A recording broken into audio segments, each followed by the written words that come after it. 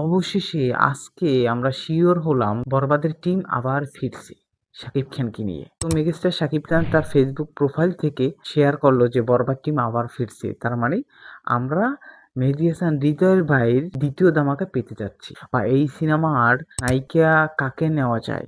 অনেকে বলছে আবার কি ইদিকে পালকে নিব নাকি অন্য কাউকে নেওয়া যায়। তো আপনার মতামত কি? কাকে চাচ্ছেন শাকিব খানের নেক্সট প্রজেক্ট নায়িকা হিসেবে?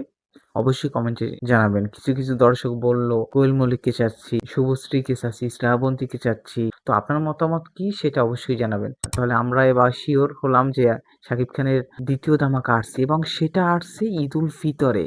এবার চিন্তা করেন, ঈদ উল ফিতর শাকিব খানের দখলে কিন্তু। আর অনেকে বলছে যে ভায়োলেন্সটা একটু বেশি চাই, বড়বাদের থেকে আরো বেশি চাই। আপনার মতামত কিন্তু কমেন্টে জানাবেন। কিরকম চান আপনি? আসলে এখনকার দর্শক একটু চাচ্ছি যে হিট সিনেমা, মারামারি কাটাকাটি হোক। একটু ভায়োলেন্স চাচ্ছে। তো মেহেদী হাসান হৃদয় ভাইকে বলব যে ভাই মানে সব সিনেমার রেকর্ড ভেঙে দিক। সেটা করেন আপনি। আমরা জানি যে আপনার গল্প খুব ভালো হয়। তো আমরা সবাই অপেক্ষায় আছি।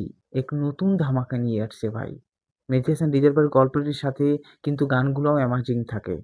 আমরা অবশ্যই আশাবাদী গানগুলোও বেশ ভালো হবে, আর মুভি খুব ভালো হবে, ভায়োলেন্স হবে, অ্যাকশন হবে। আমরা সবাই সেটার অপেক্ষায় আছি।